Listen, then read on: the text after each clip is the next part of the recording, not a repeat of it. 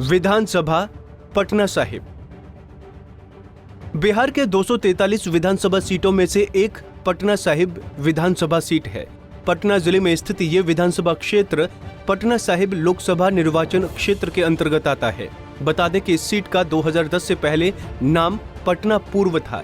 साल 1957 और 1962 में हुए चुनाव में कांग्रेस को जीत मिली थी और जफर अहमद दोनों बार विधायक चुने गए थे।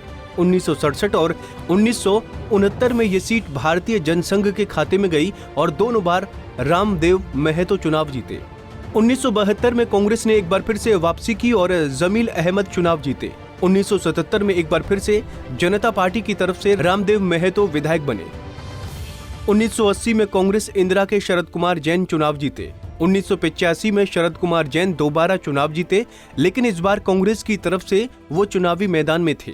1990 में जनता दल के मेहताब लाल सिंह चुनाव जीतने में कामयाब रहे। 1995 में हुए चुनाव में पहली बार भारतीय जनता पार्टी को जीत मिली और नंदकिशोर यादव विधायक चुने गए।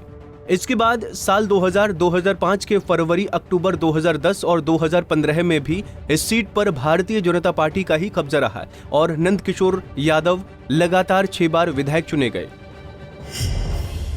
अब अगर आंकड़ों के हिसाब से बात करें तो साल 2015 के विधानसभा चुनाव में इस सीट पर भारतीय जनता पार्टी के नंदकिशोर यादव ने राष्ट्रीय जनता दल के संतोष महतो को 2792 वोटों से हराया और विधायक चुने गए।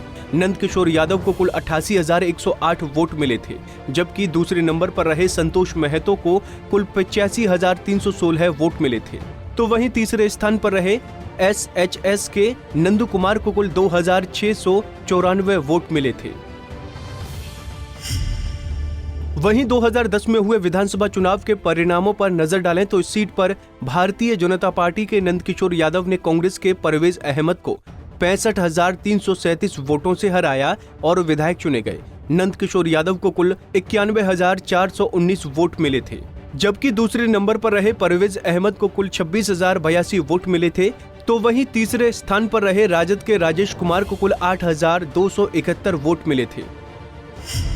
वहीं 2005 में हुए विधानसभा चुनाव के परिणामों पर नजर डालें तो इस सीट पर भारतीय जनता पार्टी के नंदकिशोर यादव ने राजद की भारती देवी को 35,970 वोटों से हराया और विधायक चुने गए। नंदकिशोर यादव को कुल 17,148 वोट मिले थे, जबकि दूसरे नंबर पर रही भारती देवी कुल 34,178 वोट मिले थे। तो वहीं तीसरे स्थान पर रहे लोजपा के रमेश चंद्र कपूर को कुल 5,677 वोट मिले थे। पिछले 6 चुनाव परिणामों पर नजर डालें तो इस सीट पर लगातार भारतीय जनता पार्टी का कब्जा है और नंदकिशोर यादव लगातार जीतते आ रहे हैं। लेकिन जिस तरह से इस बार चुनाव में कई गठबंधन मौजूद हैं, ऐसे में किस पार्टी को जीत मिलेगी ये तो चुनाव परिणाम आने के बाद ही पता चलेगा। Bureau report, Punjab Kesari TV.